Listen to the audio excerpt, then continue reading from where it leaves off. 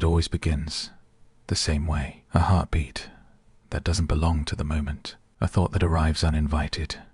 Sharp, fast, and heavy. You're sitting still, but inside, you're running. Your body feels wired, like a storm is brewing.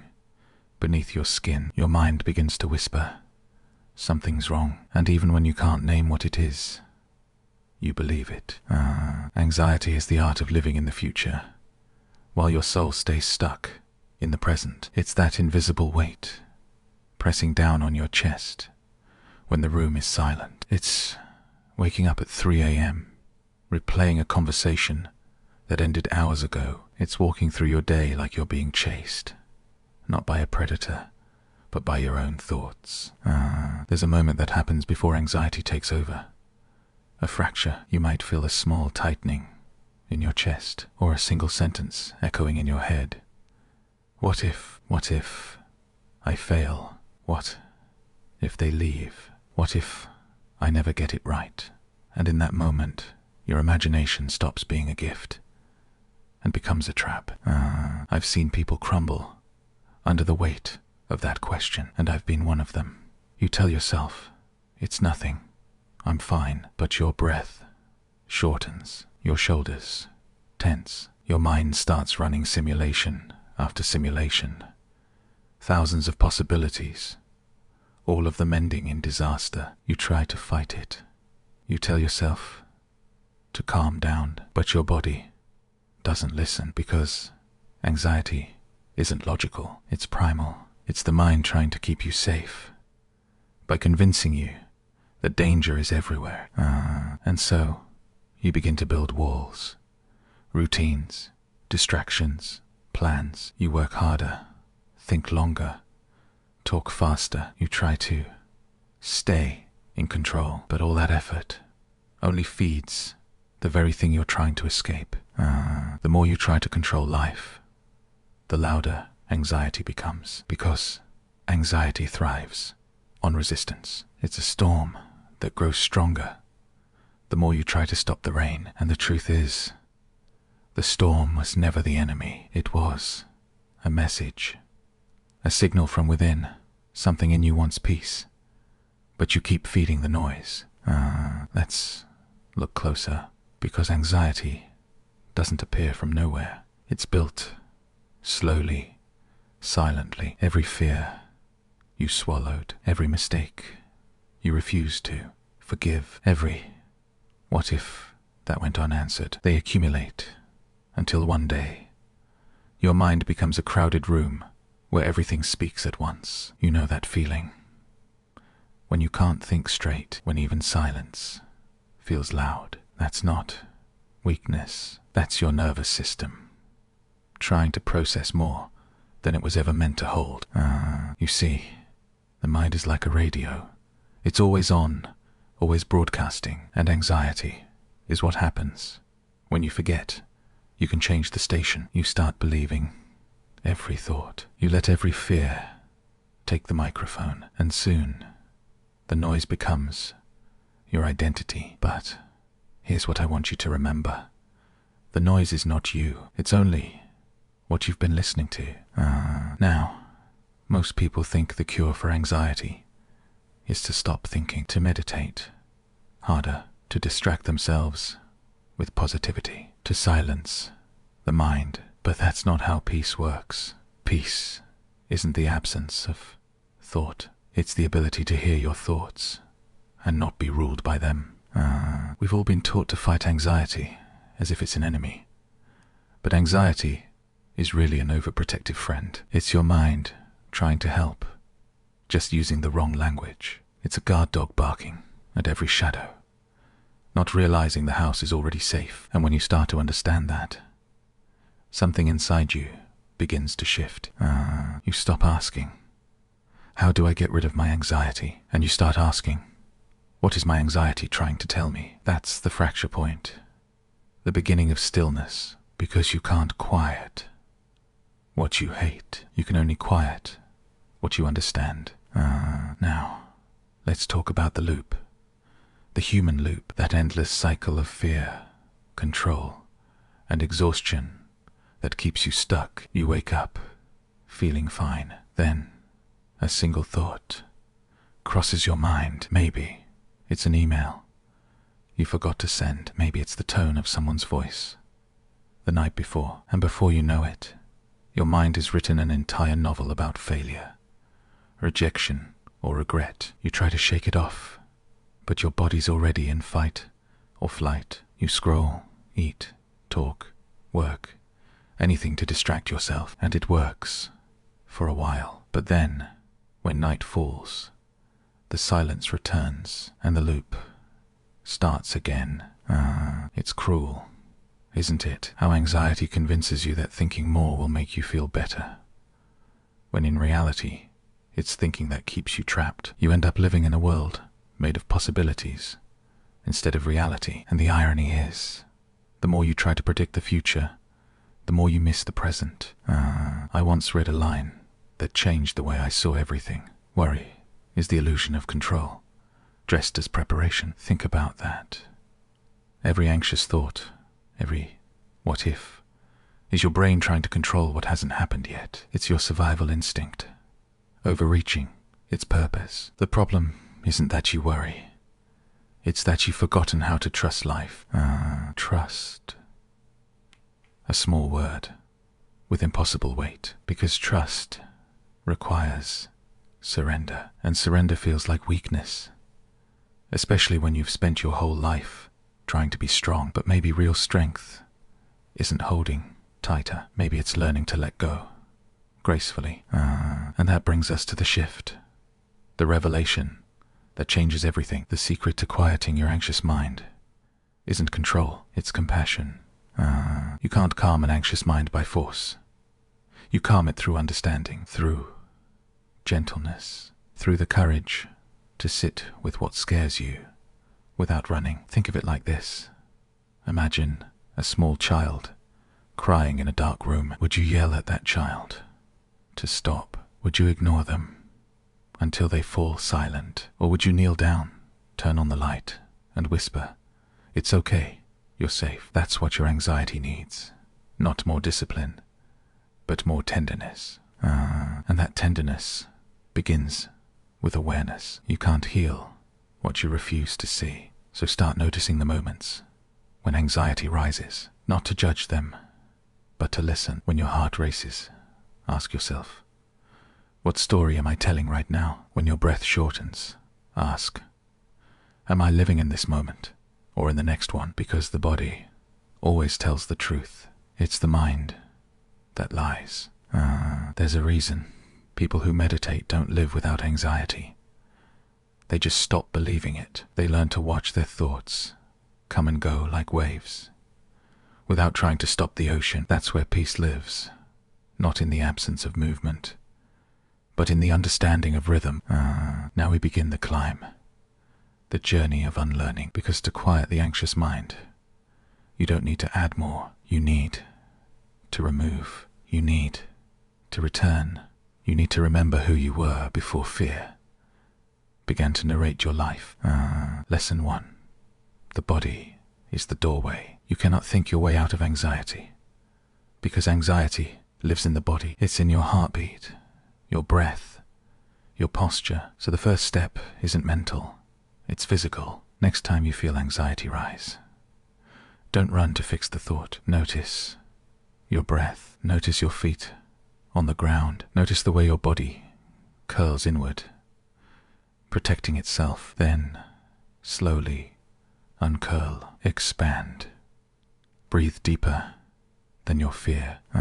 Your nervous system is like a wild horse. The more you pull, the more it fights. But if you breathe slowly, if you move gently, it begins to follow your rhythm. That's how elite performers stay calm under pressure. Michael Jordan at the free throw line, Serena Williams facing match point. Their secret isn't fearlessness, it's embodiment. They return to their breath, to the present. You can do the same. Every anxious moment is an invitation to come back to your body, because your body doesn't live in the future, only your mind does. Lesson 2. Name the noise. Your thoughts are like clouds, and naming them is like pointing at the sky. You separate yourself from the storm. Instead of "I'm anxious," say, "I'm noticing anxiety." It sounds small, but it changes everything. That shift creates distance, a space wide enough for peace to enter. You stop being the storm and start being the sky. It's what monks practice when they watch their minds. They label thoughts: fear, worry, sadness, hope, and slowly the mind learns it doesn't have to fight. It can just witness. I once worked with a man who was terrified of failure. Every night he replayed his mistakes, the email he sent wrong, the deal he lost, the meeting he stumbled through. He tried affirmations, mantras, even therapy. Nothing worked until one night I asked him to write down his anxious thoughts, word for word, on paper. After 5 minutes, the page was full. He looked at it and said, "It's ridiculous. It's all the same story." Exactly. Because anxiety repeats itself until you hear it. When he realized that, he stopped fearing the noise. He started listening. And for the first time, he found silence. Not because his thoughts disappeared, but because he stopped confusing them with truth. That's the second step to quiet. Observation without ownership. You are not your anxiety. You are the awareness behind it. Lesson 3. Replace expectation with curiosity. Anxiety thrives in one word: should. I should be calmer. I should have done more. I should be happy. Each should is acquired violence against yourself. But curiosity has no violence. Curiosity asks, what's really happening here? What is this moment trying to teach me? It softens the edges of fear. It turns pressure into exploration. Kobe Bryant once said, "Everything negative pressure challenges is all an opportunity for me to rise." That's curiosity in action. It doesn't deny difficulty. It transforms it. When you approach anxiety with curiosity, it loses its teeth. It becomes something you study, not something you suffer. It becomes information, not intimidation. So when your heart starts racing, don't say, "Not again." Say, "Interesting." Your whole body will feel the difference because you've changed the story. Curiosity softens fear. It doesn't erase it.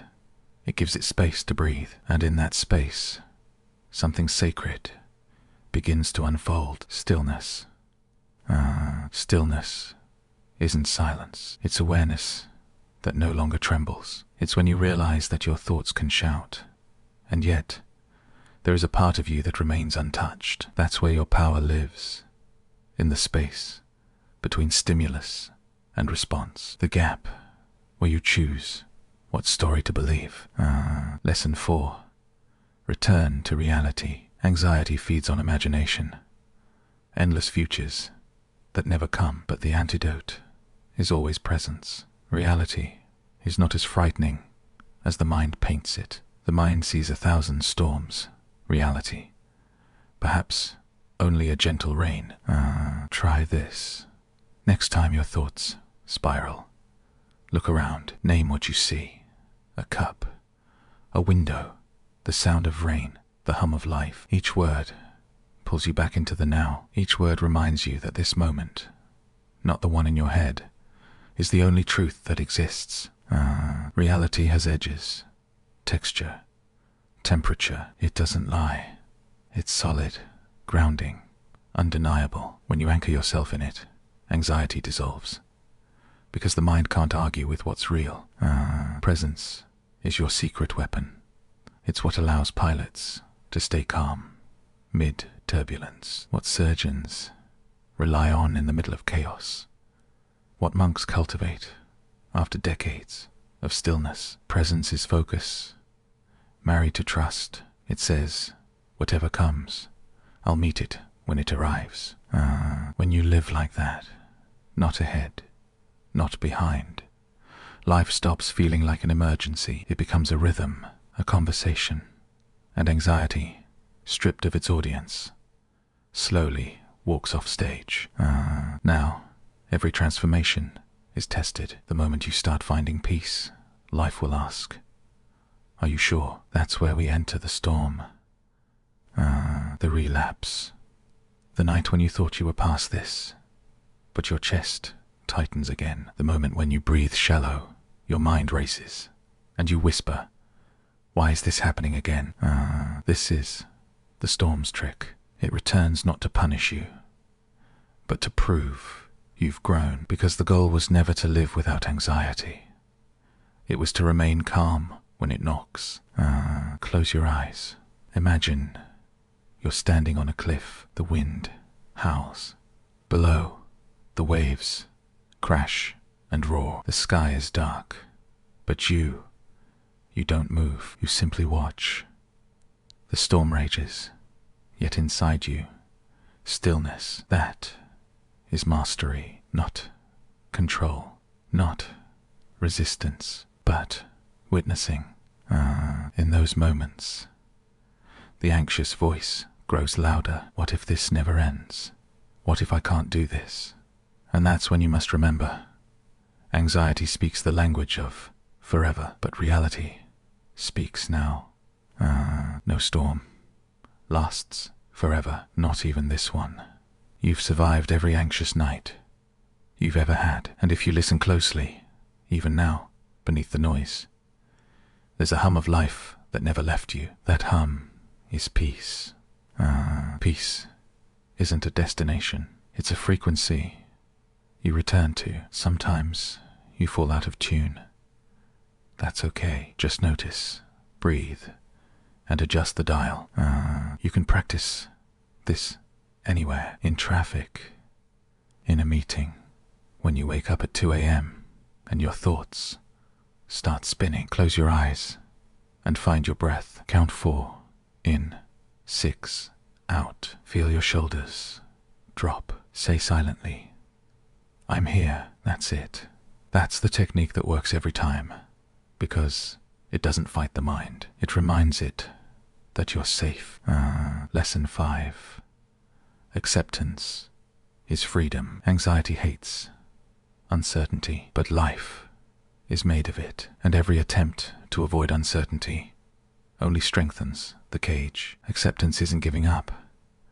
It's giving in to reality. It's saying, maybe I don't need to know what happens next to be okay.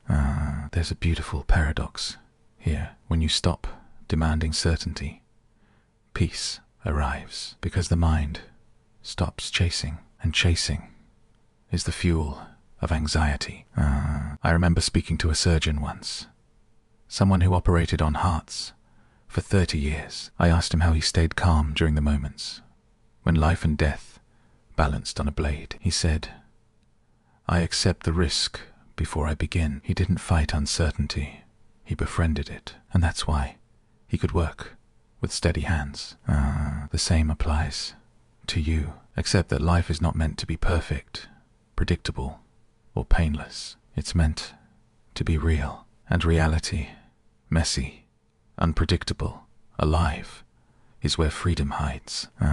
Once you stop demanding peace, you start feeling it, because you've stopped arguing with life. You've begun dancing with it. Lesson 6. Meaning transforms pain. Anxiety loses its grip when pain gains purpose. When you understand why you're feeling what you feel, the fear softens. Think of every anxious episode as a messenger. It's not trying to ruin your day. It's trying to draw your attention to something unseen. Maybe it's your body asking for rest. Maybe it's your soul whispering, "You've been pretending too long." Maybe it's your heart asking for honesty. When you decode the message, the messenger disappears. That's why awareness is healing, because it turns fear into understanding. Some of the most resilient people on earth once lived with relentless anxiety. They just learned to turn the signal into fuel. Writers, athletes, inventors, they didn't destroy their sensitivity, they redirected it. They made peace their practice, not their personality. You can do that too. You don't need to fight anxiety. You need to alchemize it, transform it into attention, empathy, creativity, depth. The mind that once panicked about everything can become the mind that notices everything, in detail, in beauty, in truth. And when that happens, anxiety stops feeling like a curse. It becomes a doorway, a threshold between who you were and who you're meant to be. Now imagine you've lived this process for a while. You've practiced breathing, observing, accepting, trusting, and one day you wake up. You feel a little lighter. The air feels softer. You pour your coffee, look out the window, and realize you're not rushing anywhere. The noise hasn't disappeared, but it no longer defines you. That's the quiet. Victory. Peace rarely arrives with fireworks. It arrives quietly, like dawn through a curtain. No applause, no announcement, just stillness, where panic used to live. That's when you understand you never had to conquer the world. You only had to stop fighting yourself. From that place, life feels different. You still have responsibilities, challenges, deadlines, but your relationship with them changes. You respond instead of react. You breathe instead of brace. You listen instead of worry. You begin to trust again. Trust is the foundation of calm, not blind faith, but deep inner, knowing that whatever comes, you will meet it with presence, because you've learned that peace isn't fragile. It bends, but it doesn't break. It's not a bubble you live inside. It's a way of moving through the world. You start to see anxiety differently, not as an intruder, but as a reminder that you drifted too far into the future, and it's time to come home. When that realization settles, you stop chasing peace. You start embodying it. Every breath becomes a return. Every moment becomes enough. And that's when life opens again. Colors feel richer. Time feels slower. People seem softer, because you've quieted the war inside. You've learned that serenity isn't found, it's remembered. Let me tell you one last story. A monk once sat beside a restless student who complained that his mind would never stop. The student said, "I've tried everything. Meditation, fasting, prayer. Nothing works." The monk smiled, pointed to the river nearby, and said, "Do you see the ripples?" "Yes," the student replied. "Will the water ever stop moving?" "Maybe if the wind stops," said the student. The monk nodded. "Exactly. And where does the wind come from?" The student thought for a while and said, "I don't know." The monk smiled again. "Then stop trying to control the river.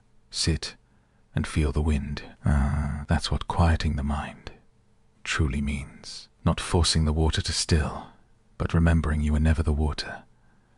You were the sky. When you understand that, everything softens. The world doesn't become easier, but you become deeper. You move through chaos with grace. You speak with gentleness that doesn't come from weakness, but from knowing, because peace, once found, becomes contagious. It changes how you listen, how you love, how you live. So, next time anxiety rises, don't run, don't argue, don't fight. Just notice, breathe, ask softly, "What are you trying to tell me?" and listen. You'll find that beneath the noise, there's always a steady pulse, the heartbeat of life itself, and it's been waiting for you to hear it again. You are not broken. You are simply remembering peace. You are not fragile. You are learning to be still in motion. You are not behind. You are exactly where calm begins. Here. And if ever you forget, remember this: the storm passes, the breath remains, and every time you return to the breath, you return home. The mind can roar, the world can spin, but peace is not lost. only hidden beneath the noise. You don't silence the storm, you become the sky. And that, every time, works.